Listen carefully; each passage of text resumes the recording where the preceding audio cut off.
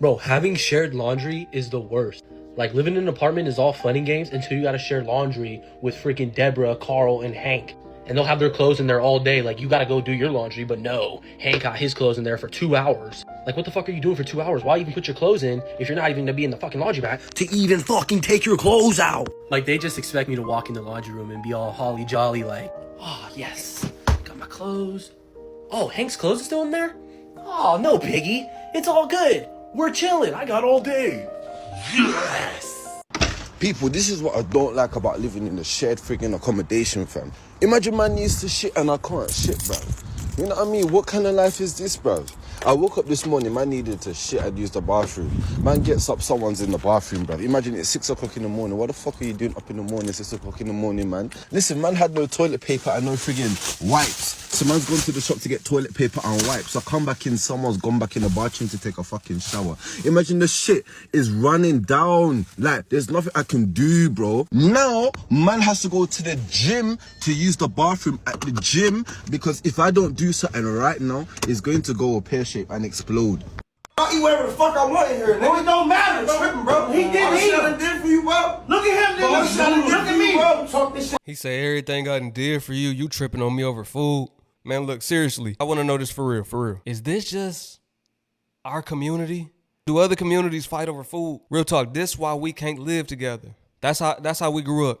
Oh, that's your dad food. Don't touch his food. Same thing, you grew up with brothers, sisters, whoever. Just us. We always get into it over food, man. I want to know, do other colors, races? When I went to the Philippines, I didn't see that going on with the Filipinos. Everybody was sharing. Sharing was caring. They buying my food. That's their last money that they gonna have for a minute. And they buying my food. I'm like, I should have bought your food. Real talk, drop that in the comments. Somebody might get hurt over the last candy bar, the last bowl of cereal. You'll lose a lifelong friendship over $3. And it'd be over the principle too. It's over the principle. You don't touch my stuff. So how do we feel about renting a room in somebody else's house?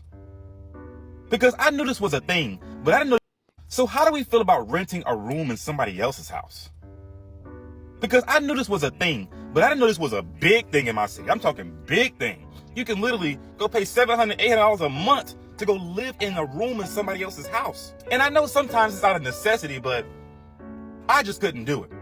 I'd rather go live in a hood somewhere in a studio apartment for like $500 a month. I first found this out by one of my homeboys a few years ago when he told me he was living in a shared space. He's paying about $750 a month. I was like, okay, that don't sound super bad. It's like a 4-bedroom, 2-bath. He's sharing a bathroom with 2 other guys, and it's like, I don't know about sharing a bathroom with somebody I don't know. I remember specifically him being mad one day and him showing me a picture of his bathtub. Somebody left a hairball in it. I couldn't deal with somebody else's hairball, dog. I don't know. And there's some other factors, like on a lot of these shared spaces, you can't bring anybody else over. You gotta share the living space with everybody else, and you gotta share the kitchen with everybody else. I remember my homeboy was telling me everybody was eating out every day. That is not healthy. Nobody would take out the trash. Nobody cleaning up anything. I just couldn't deal with it. I'd rather just live in a little rinky-dink little studio by myself. But you are saving money most of the time. And sometimes it can only be temporary. I mean, I don't know. I don't know. What do you think? Because realistically, rent is so high these days that some people don't have another option. I know somebody that did that for a year. When I thought about it, I'm like, wait, they got to share the living room and the bathrooms. And it was him and his girl. I guess he could have somebody over, meaning just those two. Somehow those two could be on the lease. Maybe because they was in one room, I guess. This last week, I just found out about this website called Pad Split. It's a guy that I watch on YouTube. He lived in there for a while. So I went on the site. You could get a room as little as $150 to $200 per week. I'm like, that's not too bad. You know, if it's a second chance opportunity, say you just got out of jail, you need somewhere to go. I know they do a background check. They might not let convicted felons. I'm just using this as an example for the video. That's good for somebody that needs somewhere to go. They don't got no family. They can't afford an apartment. If that's your only option, then that could be a good thing. Do y'all think y'all could do it or not? That's an environment where you got to be comfortable being uncomfortable. For sure, for sure. Every day, you're probably going to deal with something that's not ideal, something that's irritants, you know, something that's irritating you. That's where you really learn yourself and learn what you can tolerate, what you can't tolerate, and how strong you really are. It takes strength to really resist snapping on somebody, spazzing out, or losing your cool over the little things, right? That's just how I'm looking at it. If you somebody that like to challenge yourself, you should try that out, even if you don't have to, just to do it.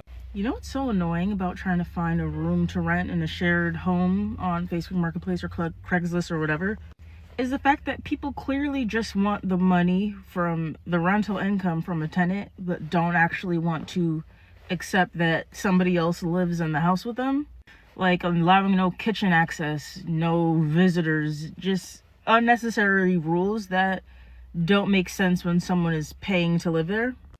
Like, I rented this room, toured it, asked all the questions. She said I could use the kitchen, which on her previous listings, when I looked at her profile, she had no access to kitchen because she's rented out the room a few times. But for me, I was allowed access, and that says something. But I asked her if she had a laundromat, and she was like, yeah, you could use the laundromat. And then I texted her about it later. She was like, oh, I spoke to my husband, and we don't want to share the laundry. And after I moved in there, she put 2 new cameras into the living room, and it literally has a motion sensor. You can hear anytime I walk down the stairs or walk out. That's uncomfortable. You want the person paying you to feel comfortable in their temporary home. Now, I get not allowing them to cook. On one hand, I get it. The other hand, I don't. On one hand, I'm thinking as the person paying that rent to them, you want to be able to cook. You don't want to have to eat out. But then on the other hand, as the homeowner, you got to protect you and your family. That person might not know how to cook. They might burn the house down cooking some french fries. You got to look at it from both sides. If I was the host, I might say that too. Or I might have to sit down with the person. Look, let me see how you cook real quick. I'm going to watch you. I get any inkling that you don't know how to cook, you're barred from cooking. You can't cook here. Sorry. You can buy some plates off me if you need a home cooked meal. I got you. Throw me a little something. You're good. If you're willing to pay that price, you just don't want to leave Miami. I'm going through the drive-thru. I had to come on here and make the... If you're willing to pay that price, you just don't want to leave Miami. I'm going through the drive-thru. I had to come on here and make the video because I'm going through the drive-thru. And you know how some drive-thrus, they may have a sign, say someone is painting, whatever. But anyway, the sign says a room in the house is a room for $1,300 a month. And I'm thinking, a room? Now, first of all, That's the too high. area that I'm in, it's one of those like, hell no. Hell no. But if you're willing to pay that price, that means you don't want to leave. Because I will be packed up and gone so fast when I have to pay almost $15 for a room. Is the kitchen coming with it? I know you got to have the bathroom, but is the kitchen coming? Do I get to walk around the whole house? Do I go in the backyard, the front yard? But a room. Miami, y'all better do better. Y'all got to do better. Y'all going to lose a lot of people with prices like that. Y'all is going to lose a lot of people, y'all. $1,300 for a room? Oh, hell no. They already losing a lot of people. It's a lot of people from Florida and Michigan. You see them with them trifling dreads in their head, you know, yeah, you from Florida. How you know? Trust me, I know. Y'all got that look. When I tell you do not rent a room from a boomer, I moved out of my own apartment 2 weeks ago. I've been living on my own for the past 5 years. I decided to save money to live with someone. And this is my mom's friend's friend, family friend. I knew her relatively, she knew me, but she's insanely nosy. When I was shipping out an eBay package, she was like, oh, what's that? And she was looking in the box, and I'm like, oh, nothing, just shoes. She physically opens the box and then opens the lid on the shoes to see what it is. I'm like, when I signed up to rent this room, I didn't sign up for you going through my shit. Anytime that I'm making food or I'm in the kitchen in a common shared areas, she waltzes in and asks me all these personal questions. Initially, I was answering her for fear that she would kick me out since I'm renting a room. We're not technically roommates, it's her house. I would give her these answers, but then I was like, I don't owe her personal details. So I started being very vague. And I started not going into the common areas whenever she's in there. Or whenever she would walk in there, I'd just go back to my room. I don't think any cheap rent is worth it, in my opinion, worth the invasion of privacy, because I'm someone who's neurodivergent and I value my privacy, I value my own time, I have a social battery. It also makes slight jabs at me. When I was eating yogurt yesterday, she was like, don't let me catch you eating ice cream. What is that? And I was like, it's yogurt. And then a few days ago in the morning, after I'd made breakfast, I was eating chips. She's like, why are you eating chips in the morning? Just shit like that. Like, it bothers me, that commentary.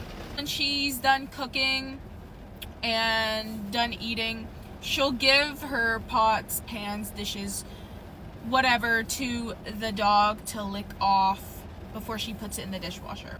I'm not white enough for that. I'm sorry. I can't do it. I'm rolling. See where she messed up? It's a family friend. That's a no-no off rip. They'll let you stay there. Family too. They really want to be all in your business. She asking her personal questions, trying to be messy. You know, that generation real messy. I'ma just put it out there, man. If you a part of the boomer generation, for some reason, really, I want to know. I need to know, why are y'all like that? Step back. Let people have their personal time, their personal space. I understand trying to get to know somebody, but don't be all in their business. Don't be nosy, asking questions that make them uncomfortable. Making smart little remarks. No, don't do that. Why are y'all like that? See, some old people think just because they old, they can do certain things to the younger generations. I'm your elder. Listen, it's going to be mutual respect around here. You respect me, I respect you. You don't disrespect me and I respect you. Respect has to be earned, you know? I scrub down my dishes, pots, pans, whatever, put them in the dishwasher after. Doggy is not getting to lick the pan. I'm gonna thug it out until end of March, and then I'm moving back into an apartment by my own. Another thing is, I feel like she listens in to me. And how I know is because y'all are gonna think I'm crazy, but she will mention things that I've said on the phone in my room to my friend, grandma, whoever. She will mention things when she asks me at the kitchen table. I'm like, that's fucking weird. Why are you saying shit that I never told you directly? Monitoring spirits. They really think you're not hip to them either. They'll do that, ask certain questions about things that they heard you talking about. Like you won't connect the dots. You've been eavesdropping on me. They some weird individuals. For some reason, those bots, they don't know you're on to them. You hip to what they doing, and they keep doing it. Stuff that you heard me say in my room. Weird behavior. She's a control freak, so she has a recycling pile, compost pile, and a trash pile. I put paper towels in the trash. Of course. And she makes sure to move the paper towels from the trash to the compost. Oh, no. And try to put stuff wherever I can, but honestly, like, she's just insanely a control freak. Everything has to be exactly where it's supposed to be. Like, I was unloading the dishwasher and she made sure to tell me to not put dishes in one place but to put them in another place and stuff like that. I'm like, okay, that's fine. But just certain things like that, even towels, like, everything has to be perfect. Do not rent a room from a boomer, period. They're also just stuck in their own way, so insanely judgy, and it's not worth it. Yeah, that's what I was saying. I don't know why they are like that. Stuck in their ways. They judge everybody. Critical of everything you do. Not all of y'all. If y'all watching right now, not all of y'all, but a lot of y'all. Real talk. Why are y'all like that? Drop it in the comment section below. I want to know. Or if you're not a boomer, then why do you think they like that? Is it the way that they grew up? Like, I really need some answers.